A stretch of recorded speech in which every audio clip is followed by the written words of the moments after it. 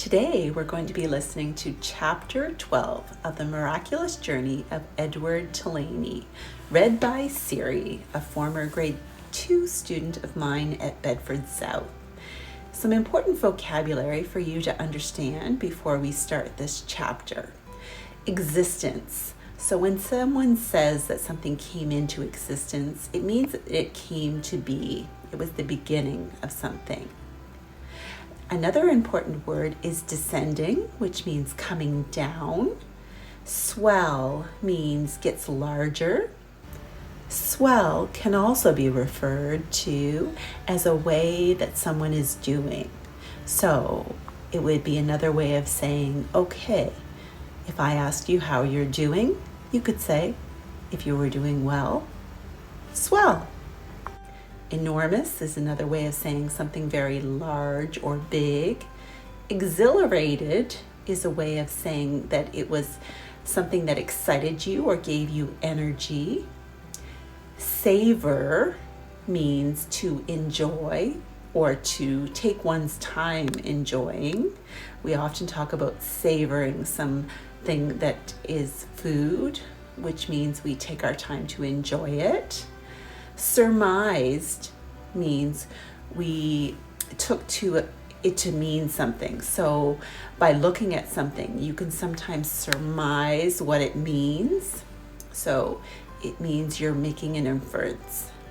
Shaggy is another way of saying scruffy. Slobbery is often used to refer to dogs. So if you give someone a slobbery kiss, it means that it's a kiss that's covered in goober. Ferocity, again, means something that's very fierce. And the last word in the chapter that you might not have heard before is hobo. And it's referred to someone who is homeless and wanders around from place to place. It's the word hobo. Enjoy this chapter.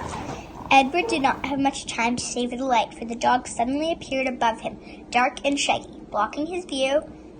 Edward was pulled out of the garbage by his ears, dropped, and then picked up again, this time around the middle, and shaken back and forth with a great deal of ferocity.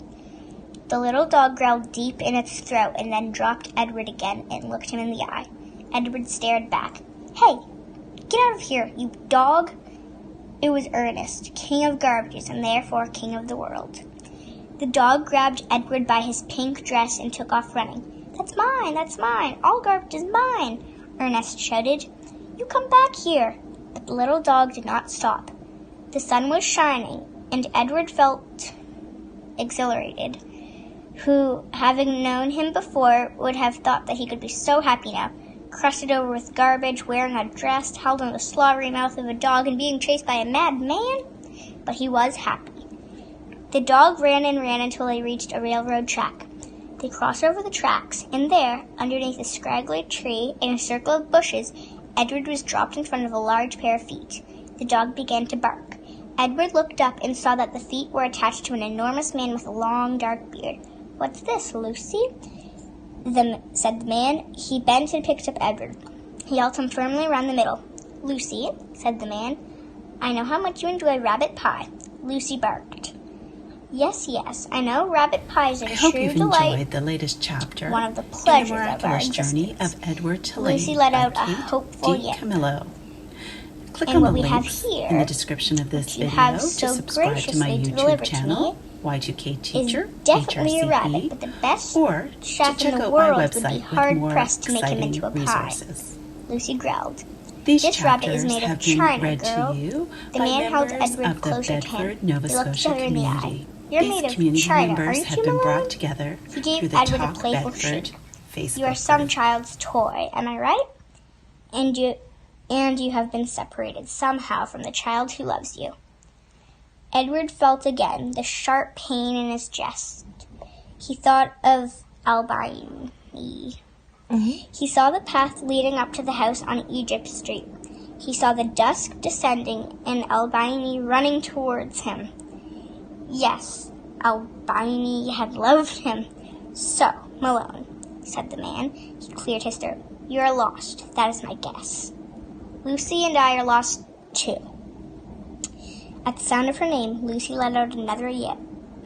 "Perhaps," said the man, "you would like to be lost with us. I found it much more agreeable to be lost in the company of others. My name is Bull. Lucy, as you may have surmised, is my dog. Would you care to join us?" Bull waited for a moment, staring at Edward. And then, with his hand still firmly around Edward's waist, the man reached one enormous finger up and touched Edward's head from behind. He pushed it so it looked as if Edward were nodding his head in agreement. "Look, Lucy, he is saying yes," said Bull. "Malone has agreed to travel with us. Isn't that swell?"